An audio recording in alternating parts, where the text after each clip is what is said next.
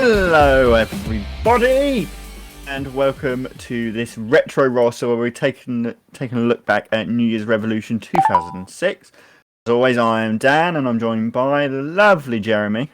How are you doing? I'm lovely. Apparently, yes. You both described me and described my disposition today, all in one go. So thank you. Saved me a job. Oh, there you go. Yeah. Saving time. Good afternoon to everybody that's joined us so far. Tamsin, Captain Soro.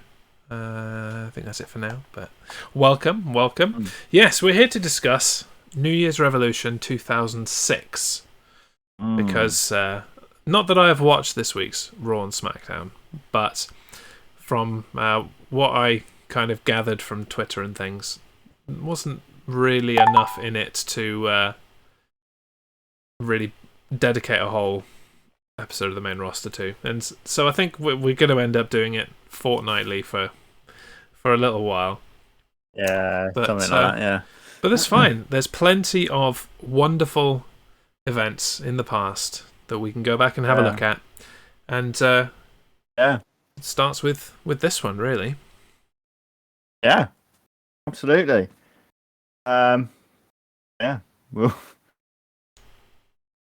I'm Rider Wiz is still annoyed that you got the belt, though. Well, that's his problem, really, isn't it? Anyway, so we'll start off. The commentary team of Joey Styles and Jonathan Coachman welcome us to the Raw exclusive pay-per-view New Year's Revolution. It took place on January 8th in 2006 at the Pepsi Arena in Albany, however you say it, New York, and had an attendance of roughly 11,000. So, did you watch it at the time? Yes, I do remember fairly vividly watching it at the time. I didn't remember much about it as we came to it today, but I do remember watching it at the time. I was fairly religiously watching at the time. This was in the height of my actually going to watch Raw and SmackDown whenever it came to the UK every year. So, yes, I remember some of the emotions that I felt during this event, but we'll get to that a little bit later. Ms. Ice Lady, welcome. We'll get there eventually. We will get there indeed. Now, there was a pre-show of sorts to this. I guess it must have been either Sunday Night Heat or Velocity or whatever show they used to have beforehand. I'm going to park here if that's okay. Yeah, you park wherever you want. No tickets here. No tickets will be handed out wherever you park. You park where you like. Derailed my train of thought there. So we did miss a pre-show match, and I'm sure this is gonna really, really disappoint you. But we did not see a match between Chavo Guerrero and Gene Snitsky because it just wasn't there. It wasn't available on the match. I know, Dan. I know it's disappointing, but do try and contain yourself, okay? It's fine. So upset. There's plenty of the rest of the show to get to. Oh, believe me, there's a lot of the rest of the show and a lot of good bits.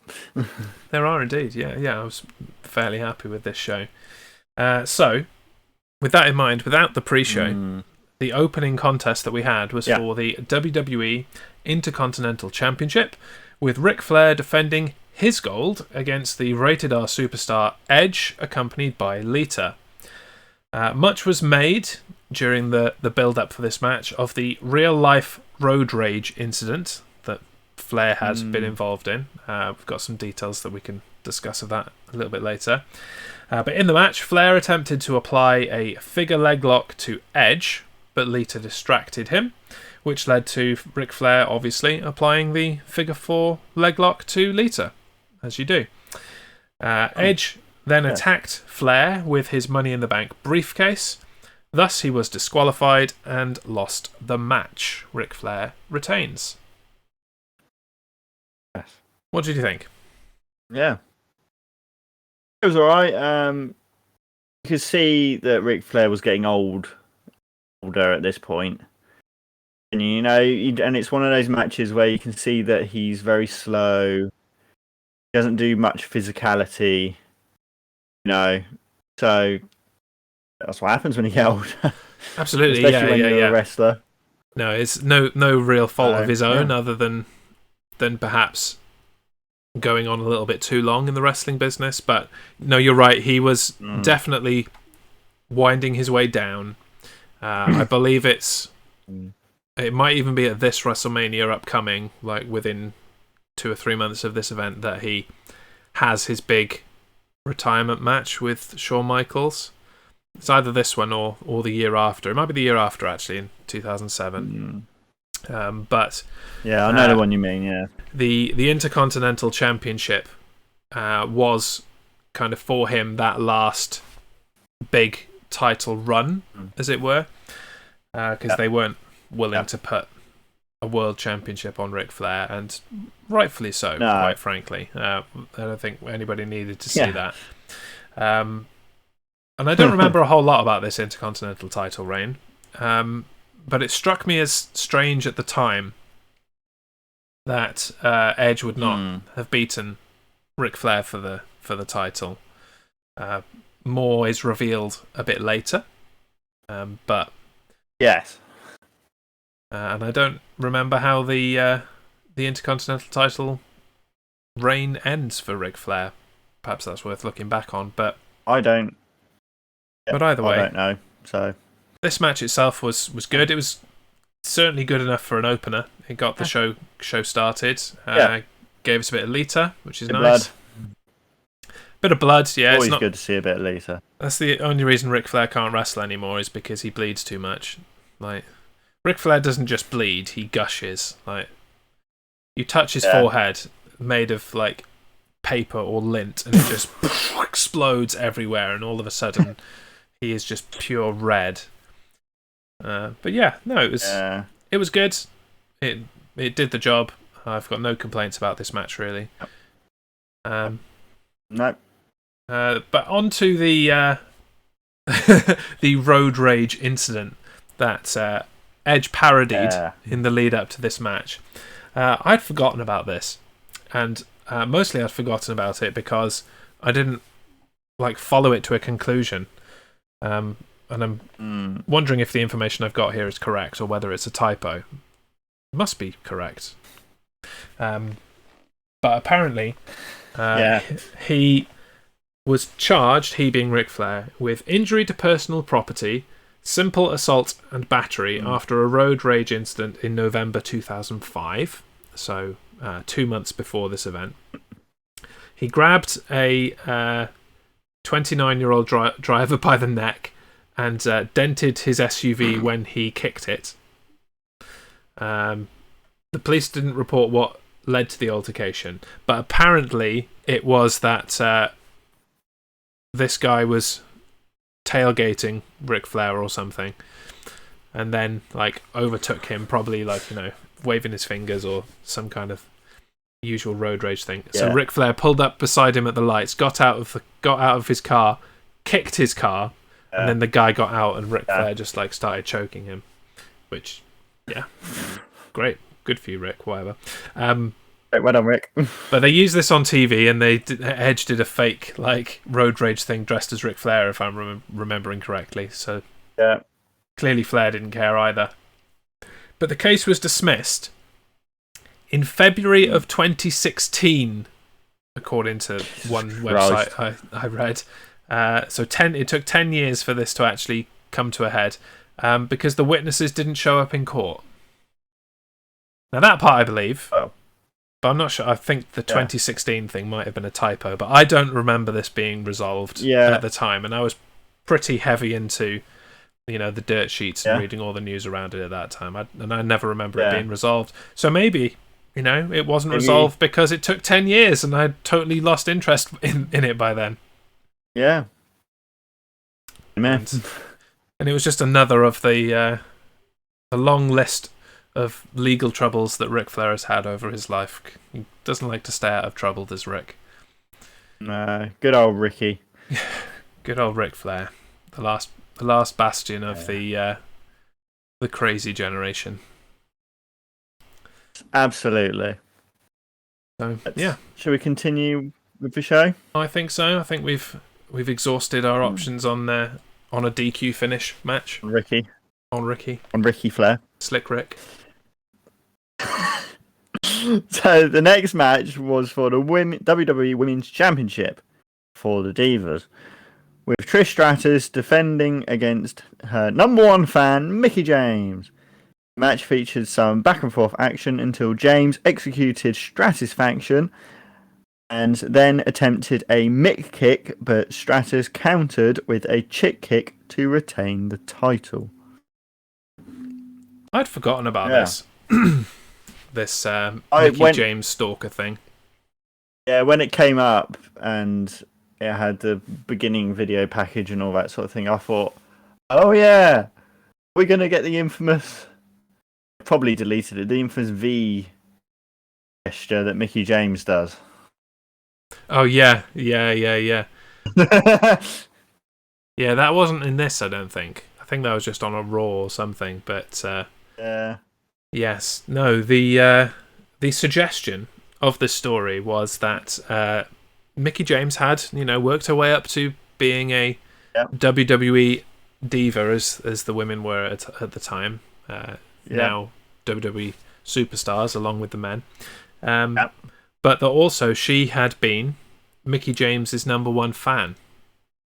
And for more than just her wrestling ability, for more than her in-ring acumen.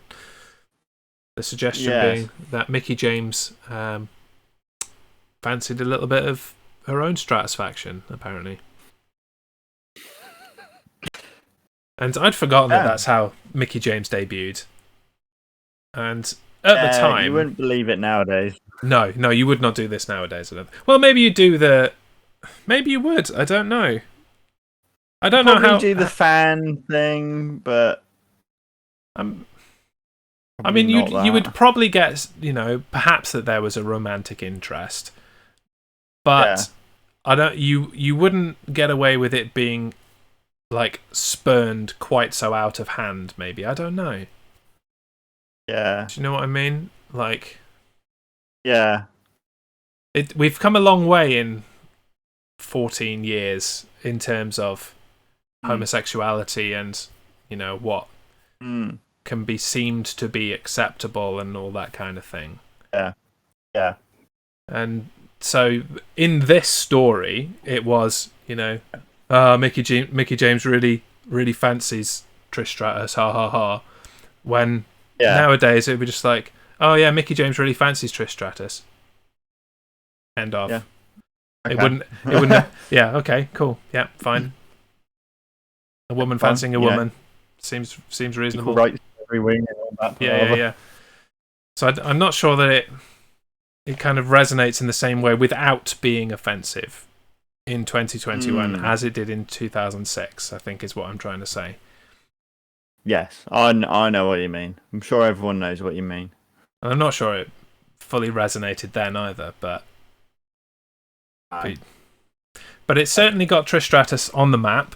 And I'd forgotten how good Mickie James was as a wrestler back in that time. And it totally, astounds me that WWE actually let her out the door for quite some time. She had this this kind of debut story. She won the title eventually. Yeah. I think at WrestleMania after this. And then she must have been there 2 years? Maybe not even that long afterwards. And then she was off to TNA, Impact Wrestling. And that's where she stayed until 2012, 2013, when they brought her back in NXT.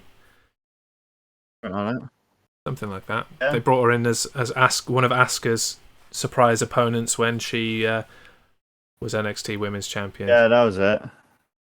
So yeah, was that a takeover, wasn't it? It was. Yeah, it was one of the first major takeovers in a big arena rather than just in Full Sail University or whatever. So yeah, and apart from showing far too much rear end. Like, you could take that Mickie James and that Trish Stratus from 2006, plonk them perfectly in, today's women's revolution, such as it is in 2021 compared to 2019. But yeah, they definitely held their own. This was one of the better matches on the card, certainly in terms of story and build up, and then the in-ring action. It was very good. I thought it was fantastic. Absolutely, completely agree. Yeah. Summed it up. It was nice to see the women's championship before they turned it into the Divas championship. I mean, I suppose this women's championship was around for a bit longer, because they introduced the Divas championship as the SmackDown women's title, for lack of a better way of describing it, didn't they? Yes. So, and they unified them, didn't they? They did unify them, yeah. I guess they unified them when they removed the brand split. The same time they unified the WWE and World Heavyweight titles. So yeah, probably soon after 2012, 2010 maybe. When The Rock came back and faced CM Punk for the title, and they introduced that first big WWE logo championship. Oh yeah, the scratch logo. Yeah, it will have been around then. So yep. The smart move of keeping the Divas Championship with its lineage going all the way back to 2006, rather than the Women's Championship with its lineage going back to like 1950 or something. Great move, WWE. Absolutely. Yeah, wonderful. Great Thanks move. for that. Yeah. But I think that's that match thoroughly discussed. Should we move on to our next thrilling contest and thrilling story? Yes. Thrilling. Well, up next, and again, try to contain yourself. I know that this is gonna excite you, Dan. Was a contest between Jerry the King Lawler and, wait for it, Gregory Helms. This match came about because Helms, fresh from dropping his The Hurricane gimmick, took exception to Lawler's commentary. As many people do, to be fair. The match ended when Helms fell off the top turnbuckle and Lawler executed his diving fist drop on Helms to win. This match made it to a pay-per-view, Daniel. Ow. Because it was a Raw exclusive pay-per-view. Oh, and they run out of people, did they? Apparently so, yeah. Now, this brings up another debate, right? At the moment, WWE are really struggling to put on decent pay-per-view events, and they're really struggling in the ratings for Raw and for SmackDown. Now, I would argue that they would be better off going back to the separate pay-per-views apart from the big four. So Royal Rumble, WrestleMania, SummerSlam, Survivor Series, so that they could actually spend some time developing their under talent a bit more, so that Drew McIntyre actually has someone to face that he hasn't already faced for a 6-month period. But then I look at... So you don't have to bring in Goldberg. So you don't have to bring in Goldberg, exactly. But then I look at, back into history and the split brand pay-per-views that we did have, and then I look at this and I'm like, So, the best that you could muster for this pay-per-view was Jerry the King Lawler and Gregory Helms. And I'd argue, fine, develop the young guys, like Gregory Helms was on his way up, but then he's lost. Yep. He's been beaten by a 60-year-old man. So old fat man. So he wasn't being developed at all.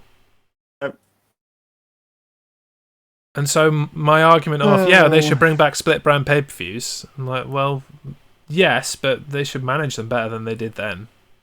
Because what is that? What is that? Gregory Helms? It's a load of garbage.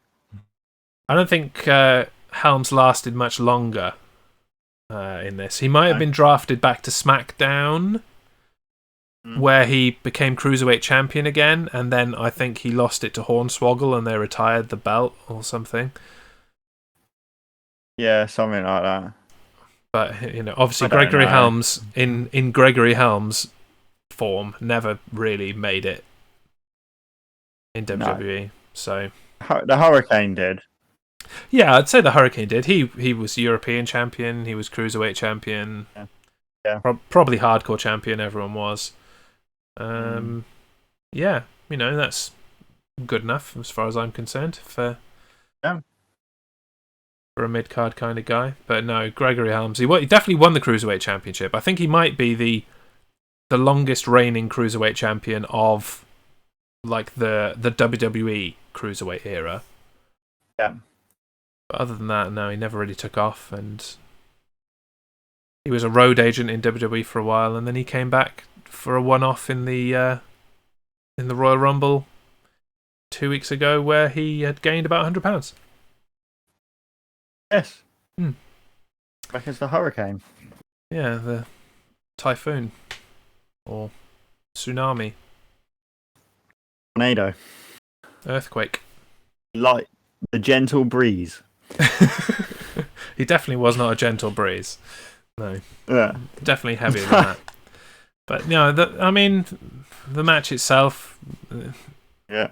It was a match that happened, but it was fine, I guess.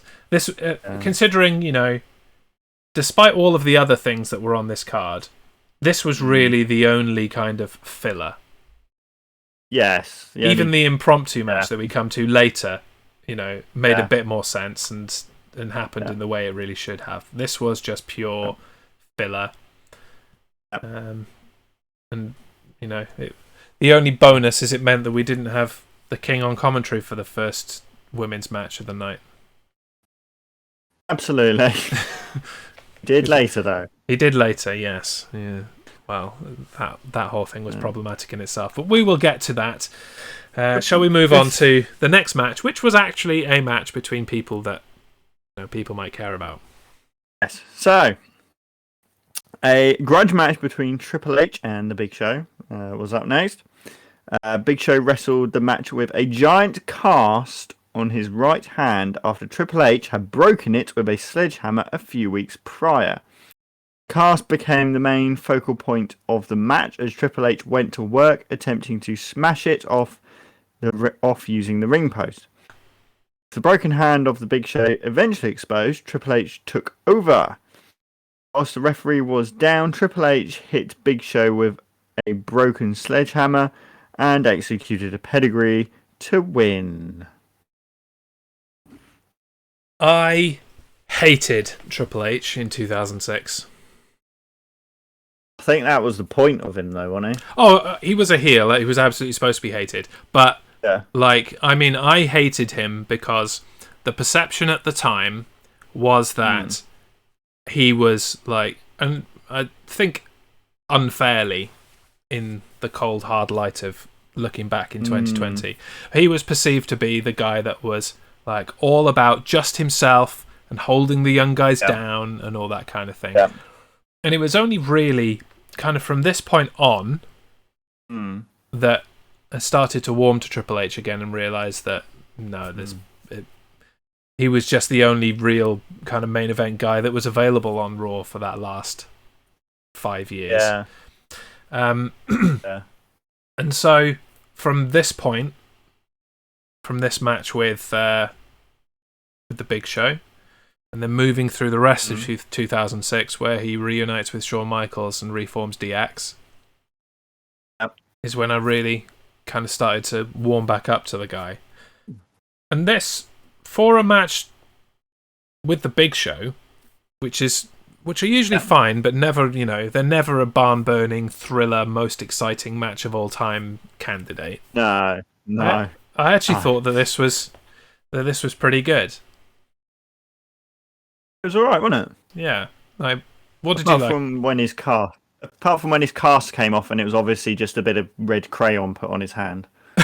Oh, did you not like that? I thought that looked quite good, the makeup on his hand. No.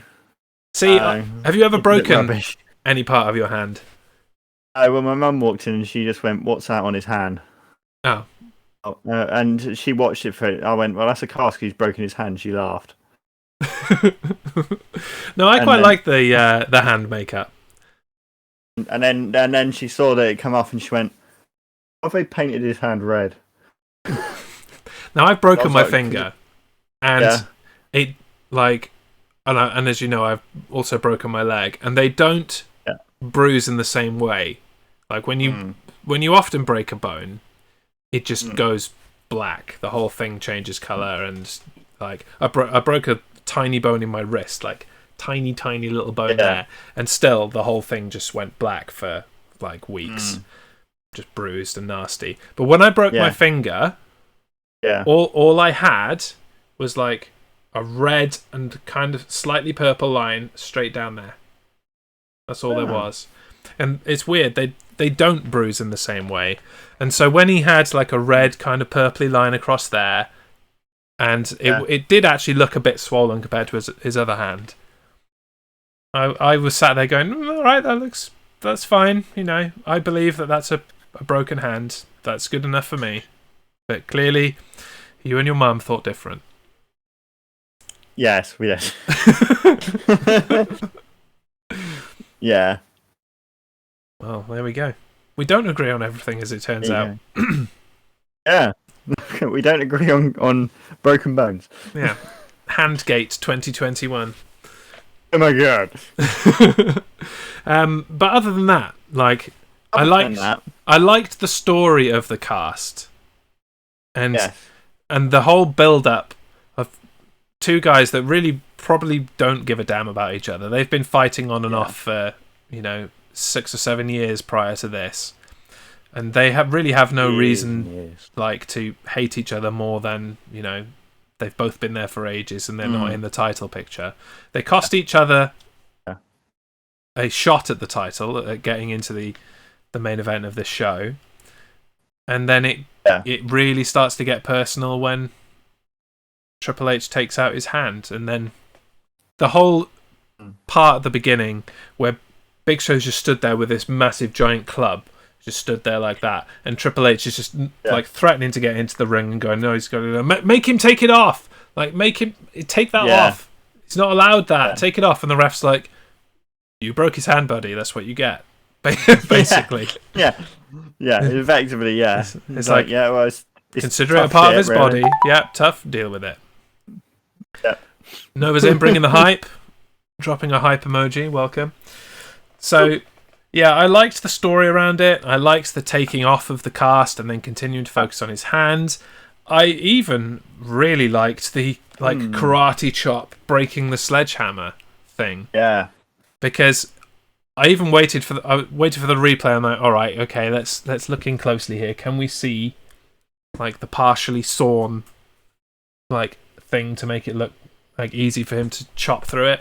And I couldn't see it. I know it was 2006 HD wasn't a thing yet, but I couldn't see it. So either Big Show was able to chop straight through a sledgehammer handle, which is possible. He's a 500-pound, 7'2" guy. He's definitely got a bit of weight behind him to do that kind of thing. And that would explain his hand getting more swollen as the match went on. Even if it wasn't broken before, he may have broken it doing that spot. He may have broken it then. But that was just another example, and again, you're going to disagree because you didn't like the hand, but of how it worked to suspend my disbelief and make me go, oh, okay, yeah, fair enough, yeah. Because that's all I'm really looking for in wrestling a lot of the time. I come into it as, obviously I know that this is a production. Yes. It's entertainment. Fake is the wrong word, but it's entertainment. It is predetermined. It is scripted to an extent. And so I'm there looking for opportunities to be taken out of that mindset and to go, oh, okay, yeah, cool. That was pretty realistic. That was cool. I like that. Yeah. And I felt like I had that a lot in this match. Yeah. Yeah, between the sledgehammer handle and the nice hand makeup of a broken hand. Yeah. Nice hand makeup. I dug it. And the right person won. Like, there was no reason for Big Show to win this match. I did enjoy the match. I will say I did enjoy the match. It was just the hand bit that was a bit. It did the opposite for you as it did for me. Yes, basically. Yeah. So, Apart from that, right. There's the realism of this match gone. Stupid fake hand brokenness. Apart from that, though, I enjoyed it. It's funny how we can approach that from two completely opposite spheres. Yeah. But hey, it's wrestling. That's what happens. It's wrestling. Yeah. Bringing people together. And making them disagree about stuff. And fight. Mostly about, guys like John Cena and Roman Reigns rather than, is that broken hand a realistic representation of a broken hand? Yes, no. Yeah. Your hand's broken. No, it's not. Your hand's broken. No, it's not. There you go. It shows how nerdy and sad we are. Well, I didn't want to say it, Dan, but thanks for bringing that up. Anyway, he says sat in front of loads of toys behind him, and a championship belt that we have commissioned purely for this show. Yeah, what are we talking about?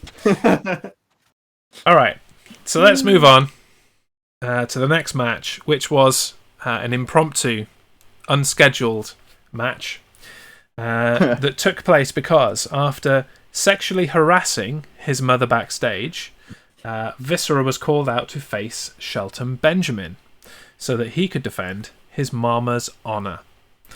Mama Benjamin attacked Viscera with her loaded purse twice in the match, and Benjamin performed a dragon whip for the victory. I had forgotten about the world's largest sex pest, Viscera. Yeah, I did as well. And my mother-in-law came into the room and was like, why is he wearing pajamas? Does he always wrestle in pajamas? And I'm like, well, not always, no. He used to wrestle in a gimp suit because he was attached to the Lord of Darkness, but now he's the world's largest love machine, and now, yes, he does wrestle all in pajamas. And she's like, right, okay, I'll go have my breakfast now. Yeah. Okay.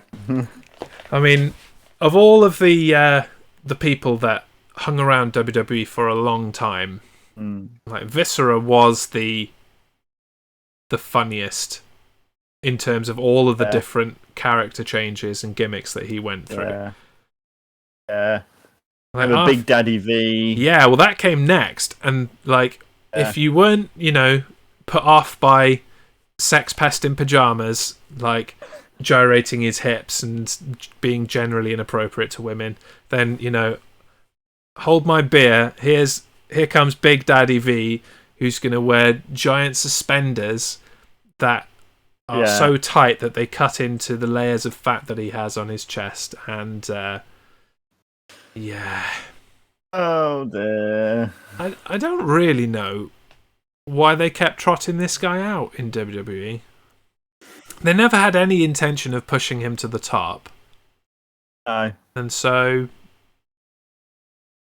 at what point did they not think, let's cut our losses and let this guy go and do something else? And the answer was, 2010 after they closed ECW. But, yeah. I'd forgotten about Mama Benjamin. You too? I didn't like it at the time. And I like it now. I like it now as well. Funny. It is. I don't think I appreciated it at the time, because back then I hadn't really had any experience of Black American culture, and I just thought, oh, this is just a nonsense stereotype of of a black mother and his son. And didn't really think that there would have been much kind of credence to it. But now I kind of understand how much of a total caricature of it was. It wasn't supposed to be realistic. It was just a caricature of a mother and son relationship. And I really appreciate for somebody who wasn't involved in wrestling. This woman was just an actor that they hired. But the amount to which she bought into it and really treated Shelton as a son, and throughout all of the matches, and this one being an example, she did not shut her mouth once. She just constantly talked throughout, and she was like, "Boy, you better whip him, or I'm going to whip you," to her own son. And it's like, okay, yeah, cool. Like, try to get up all in my bits. She was just fun. It's a fun gimmick, fun character. It's fun. That's all it was. I don't think it was as offensive as I thought it was in 2006. It might be. I'm not the authority on what's offensive or not, but maybe it is. Maybe it isn't. Yeah. It didn't bother me today when I watched it. It bothered me. I had a good chuckle at it. Just all about it. It was just a bit of a laugh. Yeah. So, yeah. And we all need a laugh at the moment. Absolutely. Yeah. No, it's a shame that it didn't really do anything for Shelton Benjamin. No. He beyond this point, he really didn't do much other than dye his hair blonde and then leave WWE. I mean, he's back now, doing far more than he did for a big chunk of his WWE career. But could you imagine Shelton Benjamin winning the WWE title with his mother at ringside, just going blah blah blah blah blah blah blah blah blah blah blah blah blah blah blah blah? It would have been incredible. It would have been hilarious. I'd have loved it so much. It would have been great, but alas, it was not to be. Not then. It was not to be. Yeah. Maybe maybe they bring Mama back. I doubt they do that, but maybe. We move on. Yes, indeed. To the next scheduled contest. Are you excited about this next bit? No comment at this stage. So, history, though, was made next. In the first ever bra and panties gauntlet match. Oh, yes, you heard me right. Match was opened by Maria and Candice Michelle. In what could be considered an upset, Maria unzipped the corset of Michelle and countered a move on the ropes to peel off her shorts. Despite losing her top in this section, Maria was also able to defeat Tori Wilson, tearing off her shirt with ease and pulling down her trousers, while Tori told off the referee for enjoying the ladies rolling over him. Who wouldn't? The next entrant was Victoria, and with her "Let's Get This Over With" t-shirt, made quick work of Maria's sweatpants to eliminate her. God. Next up was a young. I don't think you're taking this quite as seriously as you should. I don't think you understand the gravitas of this historic bra and panties gauntlet match, Dan. Disappointing. Mae Young promptly removed her own shirt and skirt before being attacked by Victoria.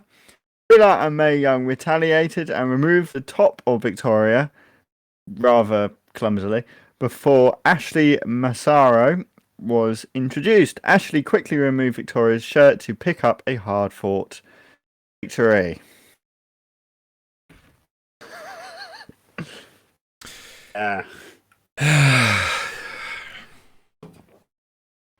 So this was a thing.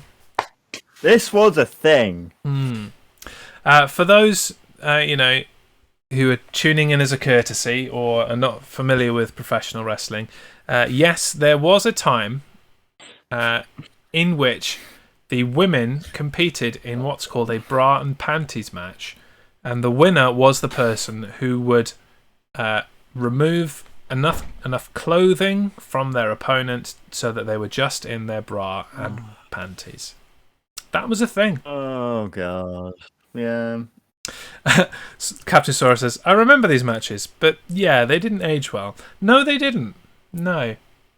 And I think the appropriateness of them was largely ignored in 2006 as well. I think people knew that it wasn't really okay then, and just chose to look the other way. Well, or chose to look directly at it rather than the other way. To be fair, they were looking directly at it. Yeah, it's a bit like the sun. It's like, you shouldn't stare into it, but you do. But you do anyway. And as a how old was I at the time? As a red-blooded 20-year-old man at the time in 2006, I fully appreciated the visuals, but I bet you did. But as a wrestling fan and a lover and respecter of women, not so much. Yeah, this was they didn't last long beyond this point. It has to be said. And I was having this conversation earlier that lots changed in WWE between of this, just after this period, and the Chris Benoit murder-suicide had a lot to do with that in terms of what was happening in the ring, but also what was happening outside of it, and was largely the reason that WWE decided to go PG and really kind of clean everything up. In their act up. That's not to say that, they treated women with the full respect that they deserved for a long time afterwards, but at least they weren't, degraded and objectified as a matter of course with matches like this. And this was the cup of tea break, as it were. This was the go get your beer and, and kind of calm yourself and relax before the heavy main event, where you're going to have to be back focused on all the violence and the action that only men can provide. Yeah. But no, it doesn't age well. There wasn't a whole lot of wrestling in it. I very much appreciated Victoria's "Let's Get This Over With" t-shirt. I remember her not, being happy to participate in this kind of stuff back then. So, and Ashley Massaro won it, and there's a whole lot still took her kit off. And still took her clothes off, but there is a whole lot of disrespect issues around Ashley Massaro that we won't get into now. But if you don't know about them, Google them. It's pretty shocking. It's unproven, has to be said, but there's credence to the story, and it's pretty shocking. And she's no longer with us, unfortunately. But this came and went. It was nice to see, like, watching this 14, 15 years later. It was nice to see some of these women. But it's remembering, the other things that they did rather than this match. Yeah. There were some really, really credible women in this. Maria, Candice Michelle, Tori Wilson, Victoria, Ashley, and Mae Young. Gave it a quick Google, and oh dear, yes indeed. Like, there really are no words for the Ashley Massaro situation, but I don't think we'll get into it though. No, it's not really there's no positive, spin on it. There's no way of making light of it, even to lighten the mood. It's not really for discussion, I don't think. But have a Google, learn about it, shed a little tear because it's horrific. But yes, so bra and panties, woo, great. Anyway. Not as great as advertised, shall I say? Mae Young, though. Let's move on. Oh, God, Mae Young, no. No. Like, for all of the faults of, like, bra and panties, Mae Young, as what was then an 85-year-old woman, like, coming out and mixing it up, and she did that all the time. Like, she was not scared to get down and dirty, and that would have been a choice of hers. Nobody was forcing an 85-year-old woman to do that. No. That was because she wanted to come out there and entertain. So, there's the bright spot there, is that in all of this nonsense and things that really wouldn't fly nowadays, at least there were people like Mae Young there to have a bit of fun and to kind of lighten the tone and kind of shine a light on what people were doing. It's like, what? So you were happy for these women to turn up and take their clothes off, but you're not happy for this woman to turn up and take her clothes off? Just kind of really turn the light back on the viewer, really. It's like, well, what's the difference? What's the difference? Why do you want to see, Maria in her bra and panties, but you don't want to see Mae Young in her bra and panties? What's the difference? All the men that had gotten tissues ready for this match were suddenly putting them away. or using them for the tears rather than the other bodily fluids. Yeah. Anyway, let's move swiftly on to the main event, which it really was the main event of this show, in more than name only.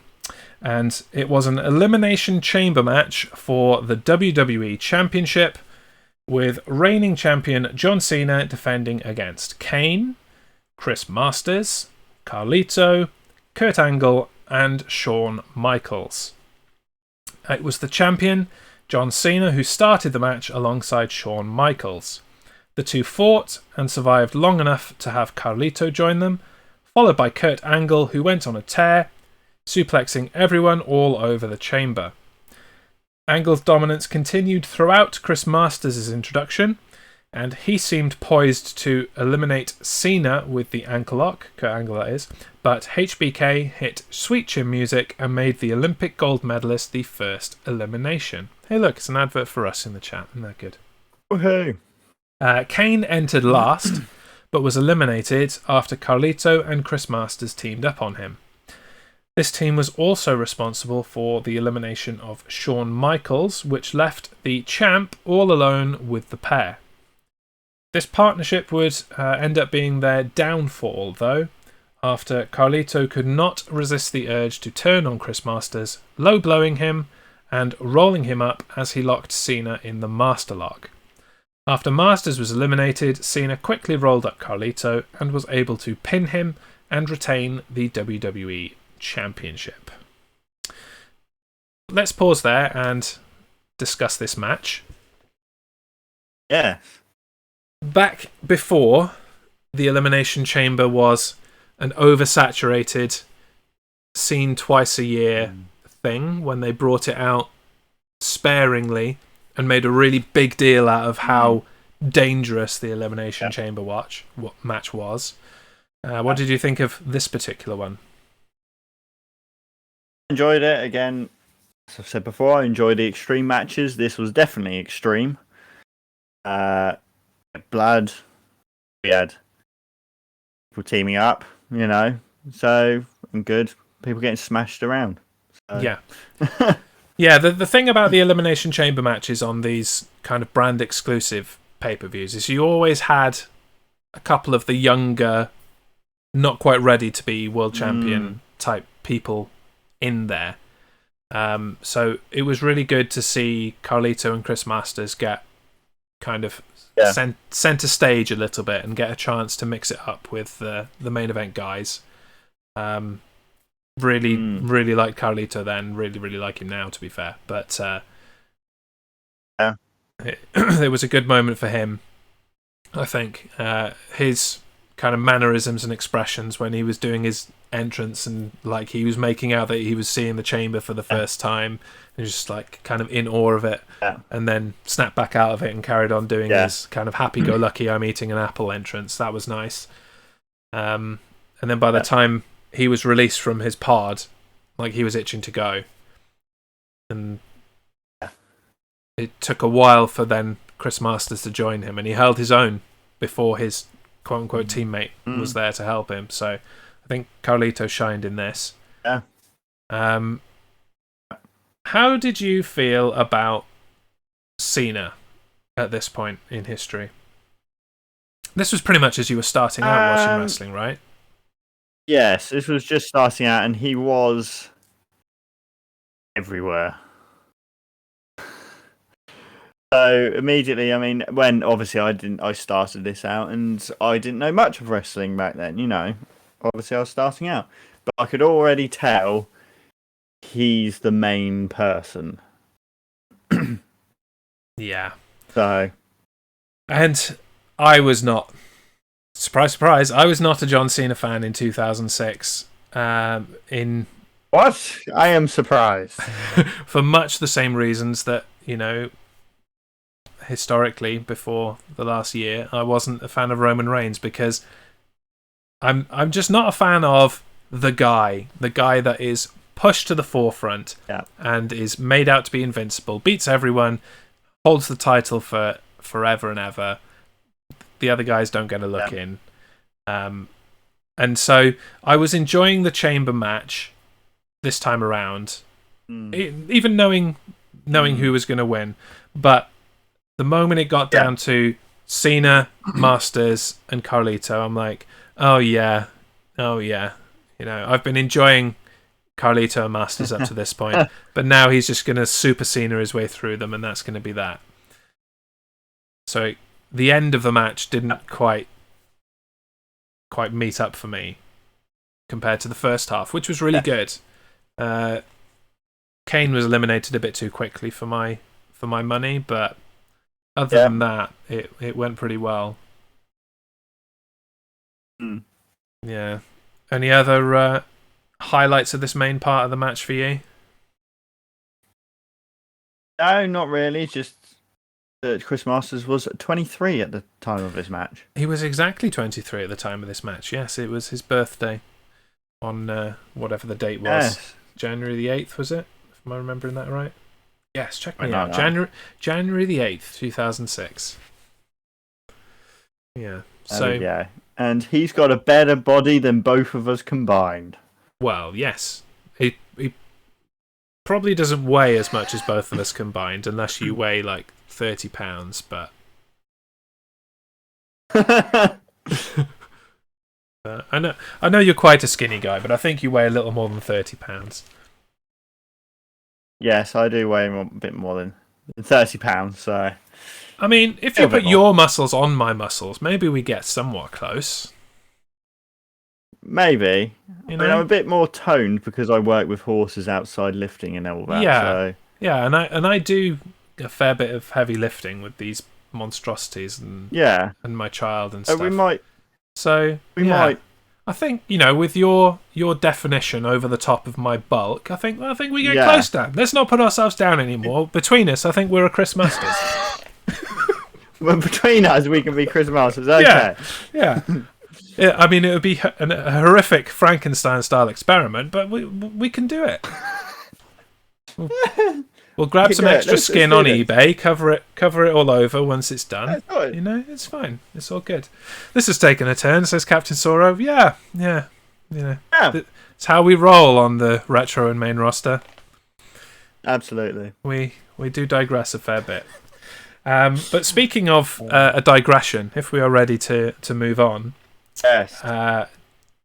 This main event was not the end of the show, because after the Elimination Chamber had concluded, Mr. McMahon, the boss, the chairman, the head honcho of WWE, came out and declared that there would be one more match. And that match would be Edge cashing in his Money in the Bank contract right the hell now. Edge brutalized the bloody champion. I should say bloodied champion rather than bloody champion, bloody Cena. And despite Cena's resilience, despite Cena's Super Cena-ness, he was put down after 2 spears, and Edge won his first WWE Championship. It was at that point that Joey Styles dropped the immortal line, "Edge has shocked the world," which they replay all the time in Edge video packages.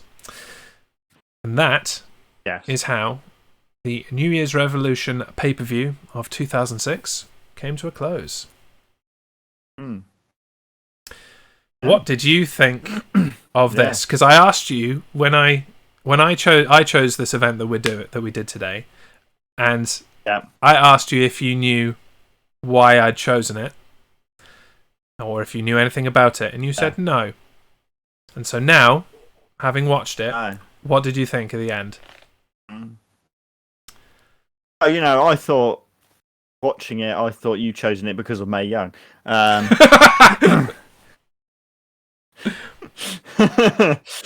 gonna need to find an event that's got Chris Masters in it, so that we can bring out that weird, horrific putting us together and making a Chris Masters thing. Yeah, that's what we need this for.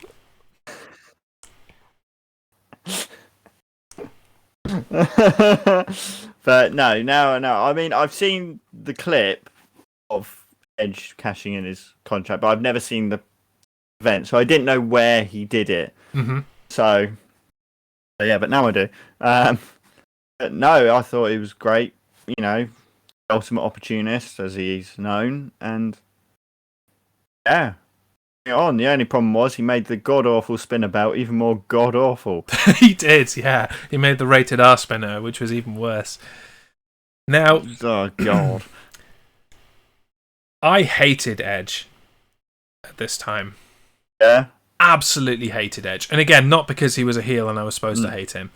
And the reason being, rightly or wrongly, was the whole situation involving Lita and Matt Hardy, the real life situation. Oh yeah, in which Matt Hardy and Lita were in a relationship, very what appeared to be strong long-term relationship, which ended because Lita and Edge had an affair, and in amongst all of that wasn't the problem as such. Like, an affair's an affair, it's no big deal.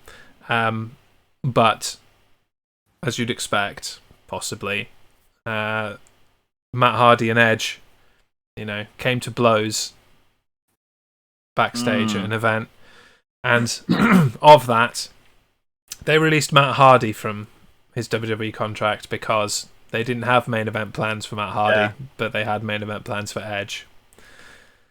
And so, 20-year-old me could not get behind Edge, having stuck around, saved his job because he was the one that had the affair rather than being the victim of the affair. That didn't sit right with me. And so I hated Edge. Very true. I hated Lita. And as much as I disliked John Cena being WWE champion, moving over to Edge being WWE champion didn't really do that for me either. And I found myself, rooting for John Cena in the rematch that they had a few weeks later at the Royal Rumble, which was a bizarre experience. But so then, absolutely hated Edge. Really did not like him. So it was cool to watch this event back all these years later. I haven't seen it since. I watched it, live at the time, and have not watched it since. Most of this kind of mid-2000s onwards, I've only ever watched the once, whereas some of the previous stuff, Attitude Era stuff, I've seen multiple times. And I do fully really appreciate how well they kept this secret that Edge was going to cash in and win at the end of the night, because then I had no idea it was going to happen.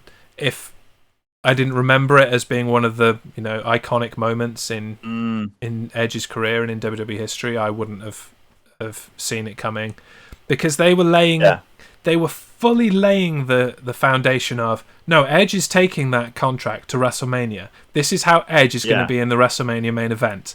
Like, he's not going to jeopardize being in the WrestleMania main event by cashing in his contract. He's waiting. He's patient. He's going to do it the right way.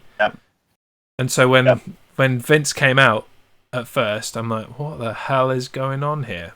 Back in 2006, and Edge just does such a good job of thrusting the briefcase into Vince's hands. Like, it creates that iconic image of Edge handing over the briefcase, like, and coming down and beating Cena.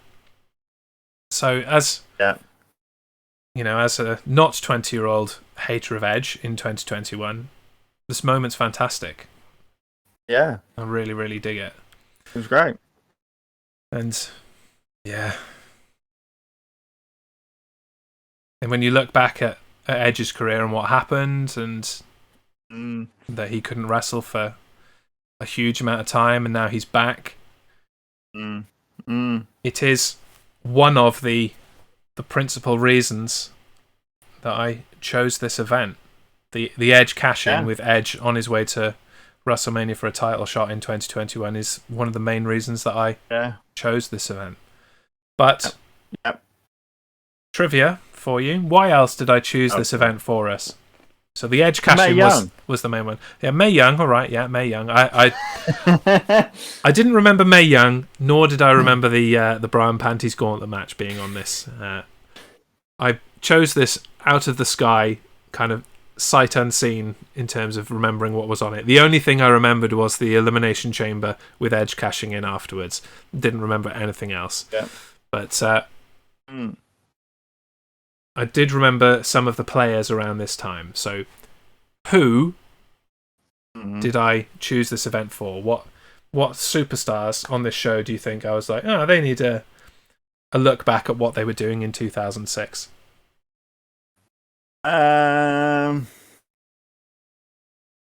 Think about the last event we talked about, the Royal Rumble last week, and who I knew was gonna be on this card.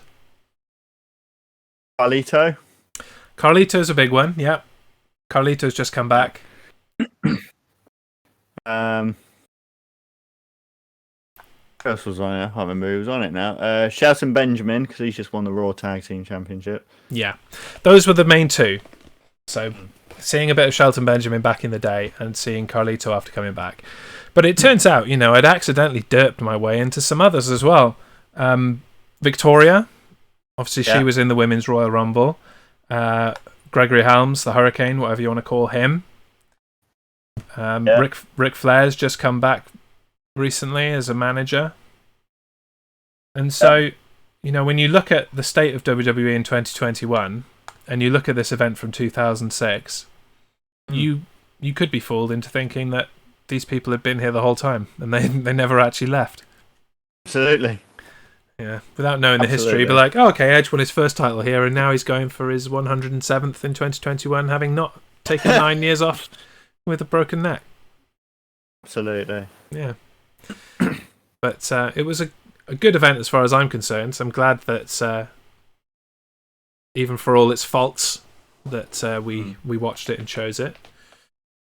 So I enjoyed it. It becomes time for us, as a result, to give this show a rating. Yes. And I'm going to ask you, Daniel. Oh, God. Out of 5 bra and panties gauntlet matches, how many do you rate this show? I'm going to go for 3. Only a 3? Okay.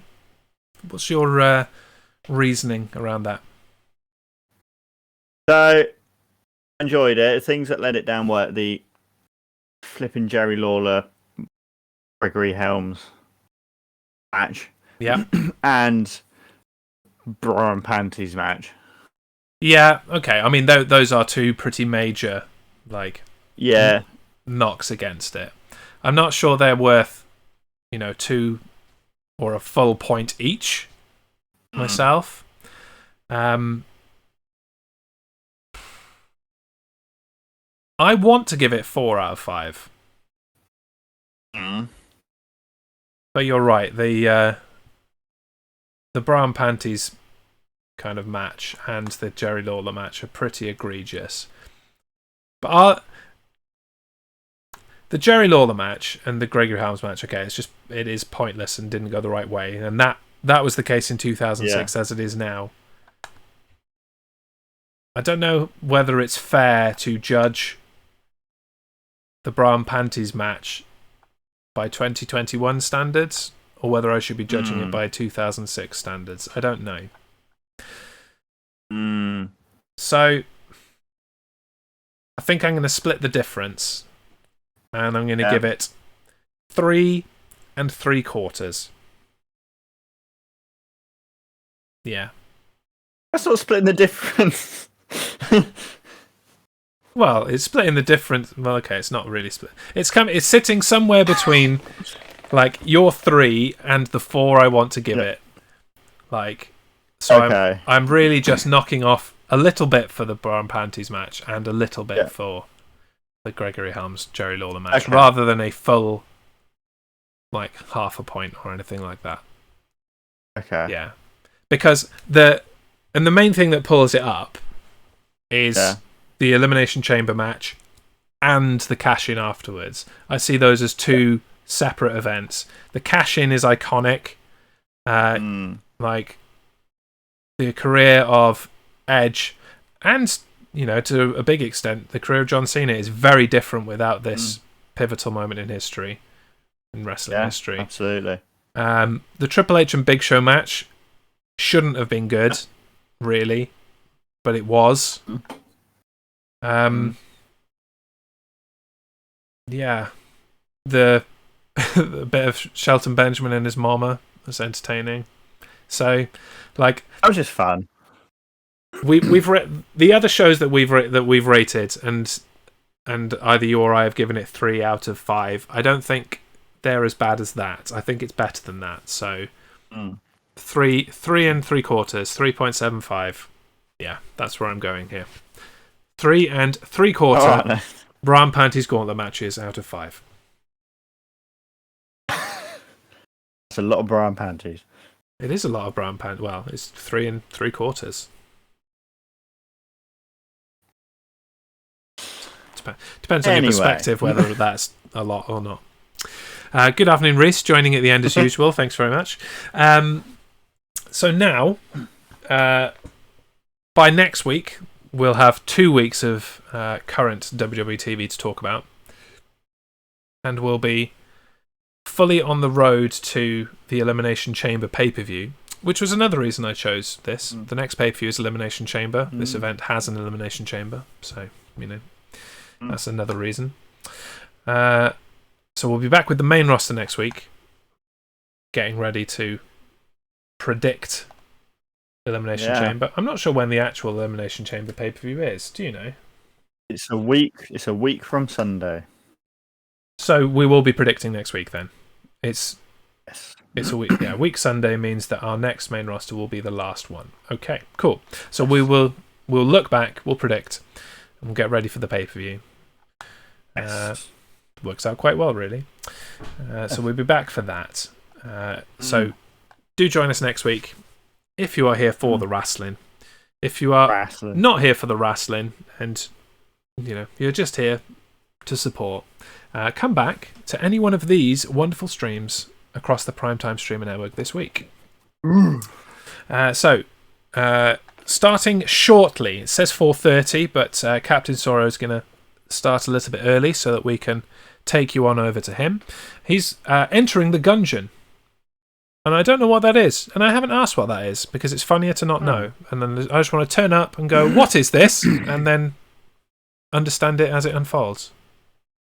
It's kind of how I roll. What is the delightful Gungeon?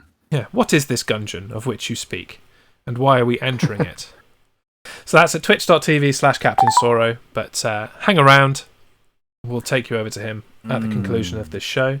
Rooster Beast has just joined. He is exciting. He is drumming all week.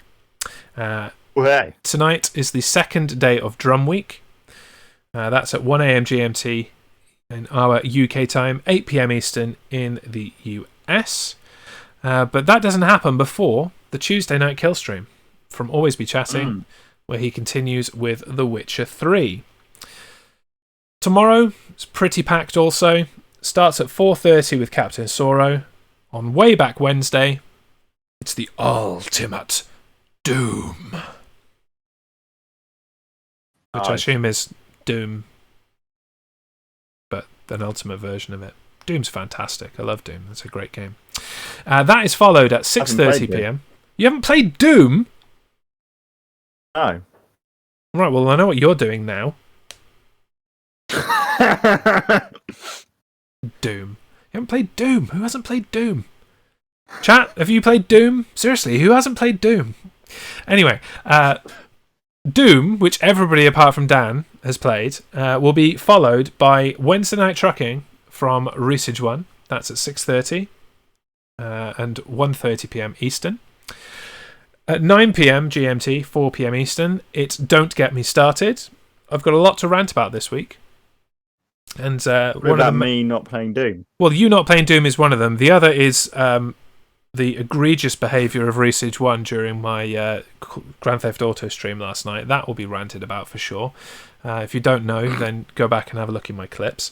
Then we'll be followed by Fortnite with the hubby. Little Cute Girl 86 is playing Fortnite with her husband, Nova Charter, at 11 p.m. GMT, 6 p.m. Eastern. It's Drums with Rooster again following that. Lots more coming up across the week. Take a look at what's in front of you. Stay tuned. The week concludes, or comes to an end, with a Disney kind of feel to it. You've got Disney from Captain Sorrow, Disney from Always Be Chatting, and Disney from me on Thursday and Friday. So Disneyness. Who doesn't like Disney? Probably the same amount of people that haven't played Doom, which so far as a tally is you and Ms. Ice Lady. Ms. Ice Lady, me and you. You both right now need to go and play Doom. Like, I'm sure you can just play it online at this point. You can just Google Doom and it's there for you to play online, I'm sure. But whatever. Tamsin says, I woke up at 3:30 a.m. this morning and was tempted to join Rooster Beast's drum stream, but I was strict and made myself go back to sleep. Fair enough. Yeah. Some of these streams are late if you're in the UK, but we've got a wide-ranging viewership from around the world. There's something for everyone at whatever time it is you decide to sleep or not sleep. And there we have it. Let's get ready to go and see Captain Sorrow. I'm going to begin the ending music. So we'll be back here next week. We're not playing anything. We're talking Elimination Chamber and what will be the last 2 weeks of WWE TV in preparation. This has been the Retro Roster, looking back at New Year's Revolution 2006. I've been Jez. I've been Dan. And he's going to play Doom right now. I mean, now. Right the hell now. Goodbye, folks. Enjoy the rest of your Tuesday. Bye. If you haven't played Doom, go play Doom. Goodbye.